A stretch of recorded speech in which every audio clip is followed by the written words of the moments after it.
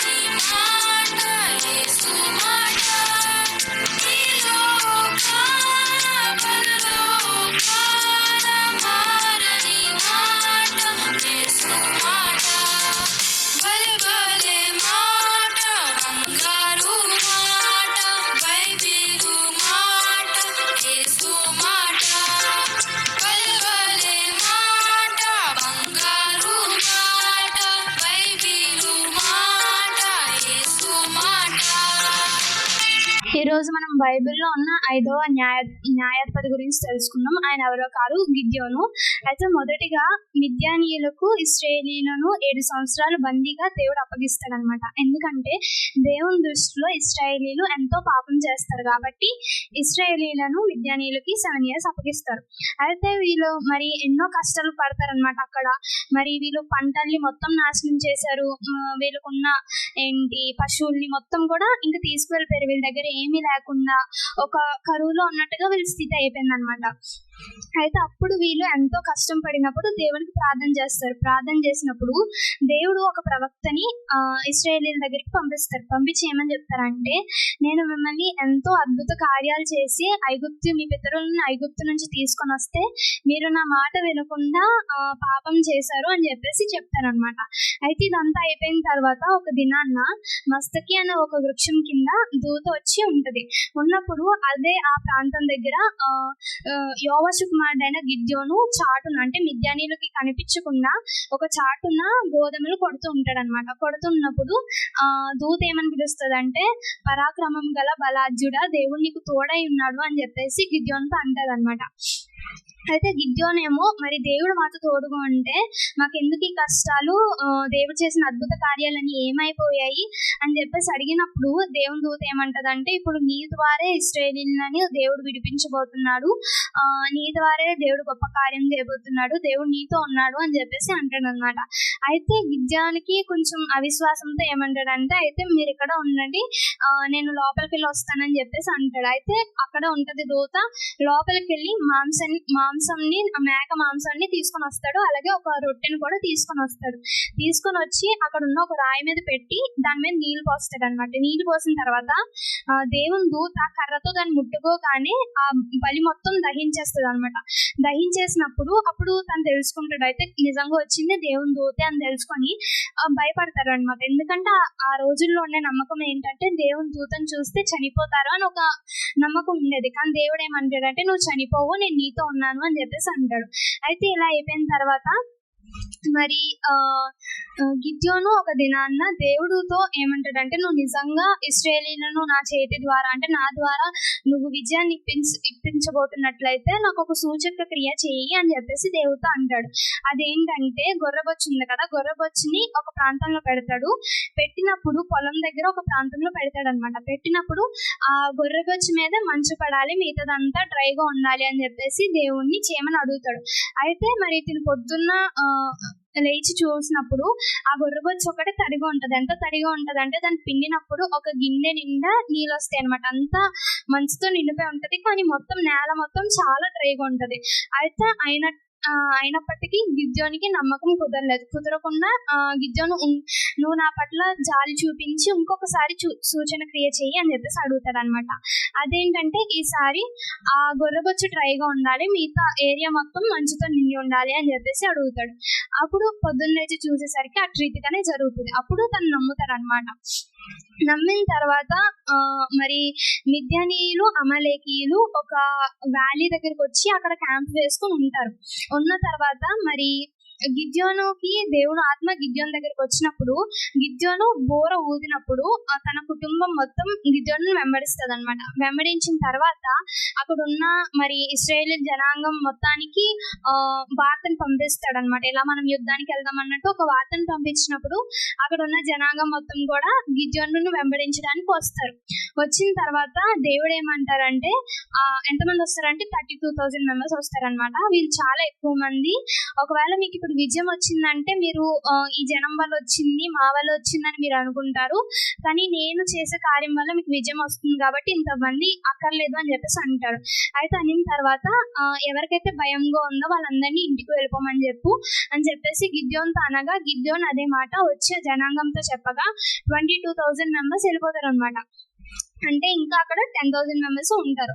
ఉన్నప్పుడు మరి దేవుడు అంటాడు, వీళ్ళు కూడా చాలా ఎక్కువ మంది, మరి వీళ్ళకి ఒక పరీక్ష పెడతాను, అప్పుడు నేను చెప్తాను ఎవరు నీతో ఉండాలో ఎవరు నీతో ఉండకూడదు అని చెప్పేసి దేవుడు అంటాడు. అయితే వాళ్ళని ఒక నది దగ్గరికి తీసుకొని రమ్మన్నప్పుడు గిద్యోను దేవుడు చెప్పిన రీతిగా ఒక నది దగ్గరికి తీసుకొని వస్తాడు. తీసుకొని వచ్చినప్పుడు మరి ఆ నదిలో ఉన్న నీటిని తాగమని చెప్తాడు అనమాట దేవుడు. అయితే అక్కడ వచ్చిన జనాలు ఒక్కొక్కరు ఒక్కొక్క రీతిగా తాగుతూ ఉంటారు. అయితే మరి అందులో కొంతమంది చేతిలోకి తీసుకొని తాగారనమాట. అయితే ఆ చేతిలో తీసుకొని తాగిన వాళ్ళని దేవుడు ఉంచు, మిగతా వాళ్ళందరినీ పంపించి అని చెప్పేసి చెప్తారు. అయితే ఆ చేతిలోకి తీసుకొని తాగిన వాళ్ళు జస్ట్ 300 మెంబర్స్. ఆ 300 మెంబర్స్ ని ఉంచు, మిగతా వాళ్ళందరినీ పంపించి అన్నప్పుడు మరి గిద్యోను ఎవరి ప్రాంతానికి వాళ్ళని పంపించేస్తారు. పంపించేసిన తర్వాత మరి ఆ రాత్రి వీళ్ళు వెళ్ళి క్యాంప్ వేసుకుని ఉంటారు ఒక ప్రాంతంలో. ఉన్నప్పుడు మరి దేవుడు మళ్ళీ గిద్యోనుతో మాట్లాడుతున్నాడు. ఈ రాత్రే నేను మీకు జయాన్ని ఇస్తున్నాను, మీరు మిద్యానీయుల మీదకి వెళ్ళండి అని చెప్పేసి అంటాడు. కానీ ఇప్పటికీ నీకు నమ్మకం లేకపోతే ఒకసారి నీ సేవకుడైన పూరాన్ని తీసుకొని అంటే ఆ క్యాంప్ దగ్గరికి వెళ్ళి వాళ్ళు ఏం మాట్లాడుకుంటున్నారో విను ఒకసారి, అప్పుడు నీకు ధైర్యం వస్తుంది అని చెప్పేసి అంటాడు. అయితే అన్నప్పుడు మరి గిద్యోను తన సేవకుడైన పూరాతో పాటు ఆ క్యాంప్ దగ్గరికి వెళ్ళి వింటాడు. అది మిద్యానీయుల క్యాంప్ అనమాట. అయితే అప్పుడు మిద్యానీయులు ఏమని మాట్లాడుకుంటాడంటే, మిద్యానీయులలో సైనికులు ఉన్నారు కదా, ఆ సైనికుల్లో ఒకడు నాకు ఒక కళ వచ్చిందని చెప్పి ఇంకొక సైనికుడితో చెప్తున్నాడు. ఏమని చెప్తున్నాడు?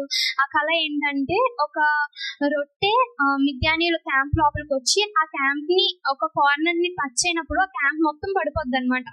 అయితే ఆ కళ చెప్పగానే వెంటనే ఇంకొక సోల్జర్ ఏమంటాడంటే, అది ఏమి కాదు, గిద్యోను ఖడ్గమే, ఎందుకంటే దేవుడు మనల్ని గిద్యోనికి అప్పగిస్తున్నాడు అని చెప్పేసి వాళ్ళు కొంచెం భయంగా మాట్లాడుకుంటూ ఉంటారు.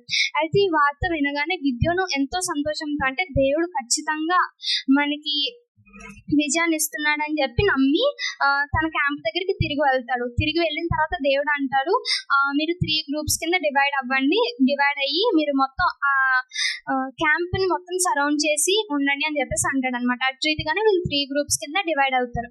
డివైడ్ అయిన తర్వాత వాళ్ళు యుద్ధానికి అవసరమైన ఏ వస్తువు పట్టుకెళ్ళాలంటే కత్తులు, ఖడ్గాలు ఇలా ఏమి పట్టుకెళ్ళరు అనమాట. కేవలం ఒక ల్యాంప్ లాంటి దివిటి, ఒక కుండ, ఇంకొక బోర పట్టుకొని వెళ్తారనమాట. వెళ్ళినప్పుడు మరి గిద్యోను అంటాడు, దేవుడు మనకి విజయాన్ని ఇస్తున్నాడు, గిద్యోనికి విజయాన్ని ఇస్తున్నాడు అని మీరు గట్టిగా అరండి అని చెప్పేసి అంటాడు అనమాట. అన్నప్పుడు తర్వాత నేను ఏం చేస్తున్నానో మీరు కూడా అలాగే చేయండి అని చెప్పేసి చెప్తాడు.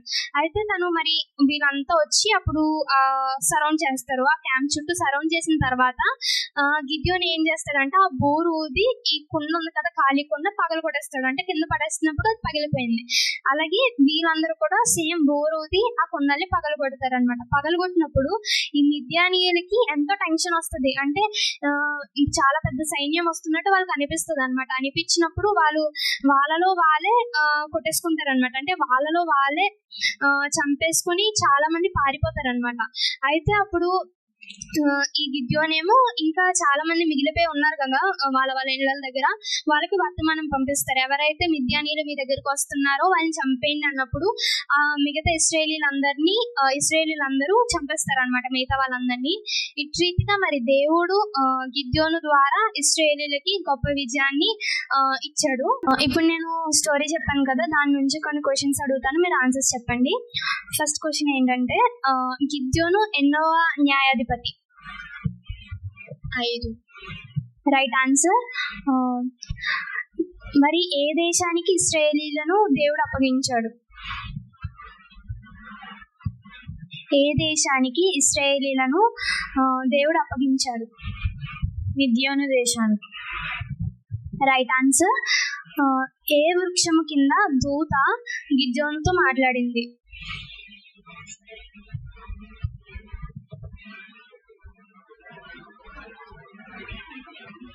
మస్తాకి వృక్షం. Right answer. మరి గిద్యోను యొక్క తండ్రి పేరు ఏంటి? గిద్యోను యొక్క తండ్రి పేరు ఏంటి?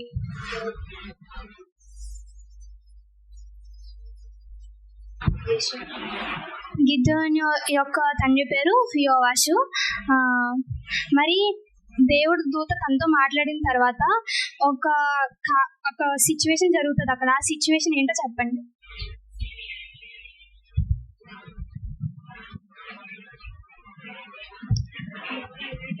ఫస్ట్ గొర్రెది బొచ్చు దాని మీద మంచు పడాలంటాడు, మిగతాదంతా డ్రైగా ఉండాలంటాడు. తర్వాత ఇంకోటి నేలంతా మంచుతో నిండి బొచ్చు మాత్రం డ్రైగా ఉండాలంటాడు. అది తను దేవుణ్ణి అడిగిన సూచన క్రియలు. దానికన్నా ముందు ఒక సిచ్యువేషన్ అవుతుంది. ఆ సిచ్యువేషన్ ఏంటో మీరు చెప్పాలి. అప్పుడు ఏం జరుగుతుందంటే, తను ఒక వీట్ బ్రెడ్ తీసుకొచ్చి ఒక రాయి మీద పెడతారు. పెట్టగానే నీళ్ళు పోస్తారు. పోయగానే దూత కర్రతో ముట్టుకోగానే బలి అదే. Right answer. దాన్ని బట్టి గిద్యోను నమ్ముతాడు అనమాట వచ్చింది దేవుని దూత అని. మరి గిద్యోను తో ఎంతమంది ఫస్ట్ వచ్చారు? ఎంతమంది వచ్చారు గిద్యోను వెంబడించడానికి? 32,000 మంది. Right answer. మరి రెండోసారి వెళ్ళిపోమన్నప్పుడు ఎంతమంది వెళ్ళిపోతారు? అంటే ఎవరైతే భయపడుతున్నారో వాళ్ళందరినీ వెళ్ళిపోమన్నప్పుడు ఎంతమంది వెళ్ళిపోతారు, ఎంతమంది ఉంటారు? 22,000 members. 22,000 members. 22,000 మెంబర్స్ వెళ్ళిపోతారు, 10,000 ఉంటారు. మరి దేవుడు తర్వాత ఒక టెస్ట్ పెడతాడు. ఆ టెస్ట్ ఏంటి? ఆ సైనికులకి టెస్ట్ పెడతారు కదా, ఆ టెస్ట్ ఏంటి? చెరువు దగ్గరికి తీసుకువెళ్ళి వాళ్ళందరినీ నీళ్లు తాగమని చెప్పు అని చెప్తాడు. తర్వాత చాలా మంది చాలా రకాలుగా తాగుతాడు. దేవుడు నీళ్ళని చేత్తో తీసుకొని తాగిన వాళ్ళనే ఇక్కడ ఉంచు అని చెప్తాడు. అలా చేత్తోకి నీళ్ళు తీసుకొని తాగిన వాళ్ళు ఎంతమంది? 300 మంది. Right answer. మరి తర్వాత దేవుడు గిద్యోనుని పంపిస్తాడు కదా, మరి గిద్యోనుతో పాటు వెళ్ళిన వ్యక్తి ఎవరు? మిద్యానీయుల క్యాంప్ దగ్గరికి గిద్యోనుతో పాటు వెళ్ళిన వ్యక్తి ఎవరు? పూరా. Right answer. వెళ్ళి అక్కడ సైనికుడికి వచ్చిన కళ ఏంటి, దాని యొక్క భావం ఏంటి?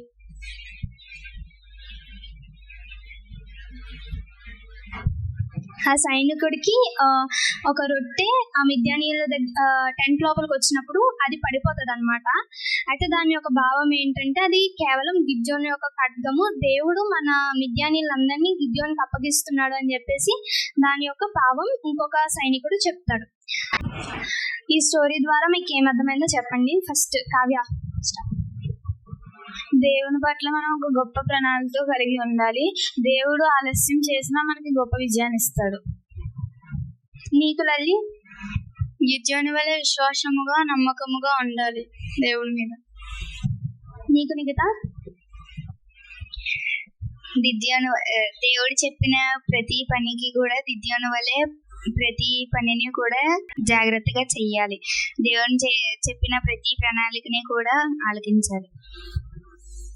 ఈ వీక్ కంఠస్థ వాక్యం తెలుసుకుందాం. కీర్తనలు 15వ అధ్యాయం మొత్తం చదువుకుందాం.